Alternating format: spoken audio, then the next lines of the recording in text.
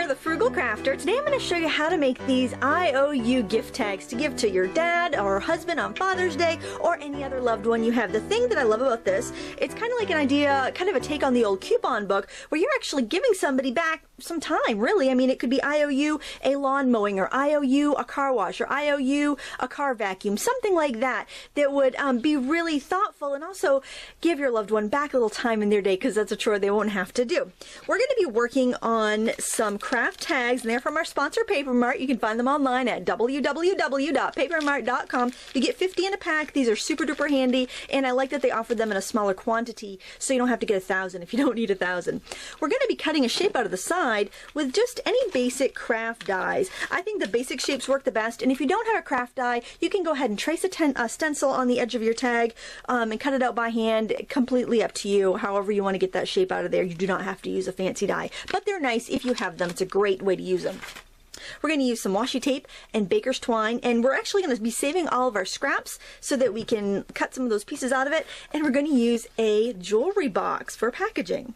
So the first thing you want to do is cut a shape out of the edge of your die or out of the center, like I did here. This would be an example of it out of the middle. Completely up to you, whatever you like. And then we're going to back this with some pattern paper. I have this really fun paper from Teresa Collins. I like it because it is gender neutral, and it's got like a nice design to it, and it's double-sided, so there'll be a pretty, pretty side on the back and on the front, so it's nice that way.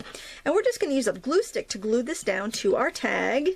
So when you're doing like a full piece of paper like this, glue stick is generally fine. You don't want to use a glue stick if you're if you want to adhere something and you want it to stand a long test of time, like in a scrapbook. It won't be that durable, but if you're doing paper to paper and you're pretty much covering the whole sheet, it should be fine for that. And they also make stronger glue sticks. That's just a cheap, back to school type of glue stick, but it's generally going to be strong enough. Press that down well, and then we need to trim off the excess paper. I've got my handy dandy little paper trimmer for that, but you can use scissors just as easily.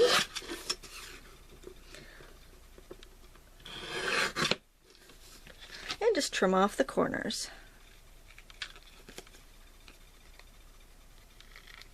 To make the little I.O.U. tabs, you could use any sort of label stamp that you have, but I found this one at the dollar bin at Joann's. It just says I.O.U. with a place to write what you owe them.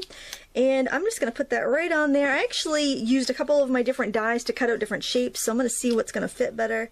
I actually think that one might fit a little bit better. Use whatever you have for dies or punches for this. This is a great way to get a little more mileage out of your supplies. I chose red and black washi tapes because I thought they were a little bit more gender neutral. They would look a little bit nicer on a Father's Day type of gift, but of course use whatever you like. These are about $1.36 a roll at Paper Mart. I'll put a link to everything in the video description, so don't worry, you don't have to write this down. Oh, and since I saved all the scraps from all these tags, and they're double-sided, so you get more bang for your buck, I just die cut a bunch of little things out of the scraps so I would have embellishments and not have to go hunt and try to find something that matched, because it would take me all day to make this if I was looking for something that matched. These will all match really well because they're all coming from the same pack of paper. And I'm just using a little bit of white glue to secure that down. Okay, that will take a few minutes to dry because it's a wet glue. So if you do this assembly line style, it's really nice because you can, while everything's gluing, you could be cutting your string or whatnot. That's how I usually tend to do projects like this. A baker's twine adds such a pretty touch. I'm going to use a hole punch to punch through my different layers here.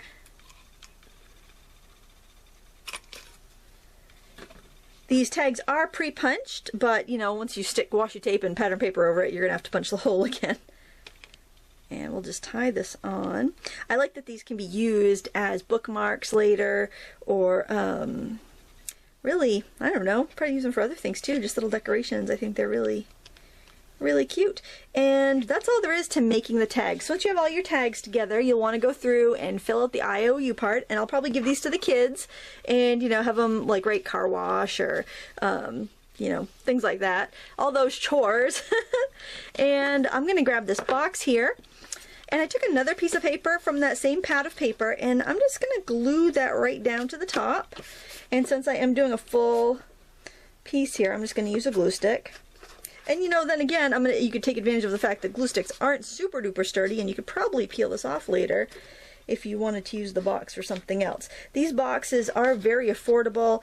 They come in a package of either 50 or 100. I'm gonna have you. I'll put a link below. You can double check that. But it does come in quite a large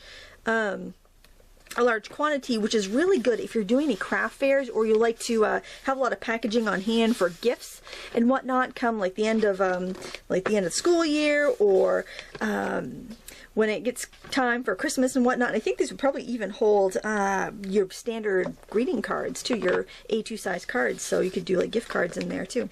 I think that would be a really great idea. All right, and now I'm going to look through all the different things that I die cut, and I really like that. So we could punch a little bitty hole in there.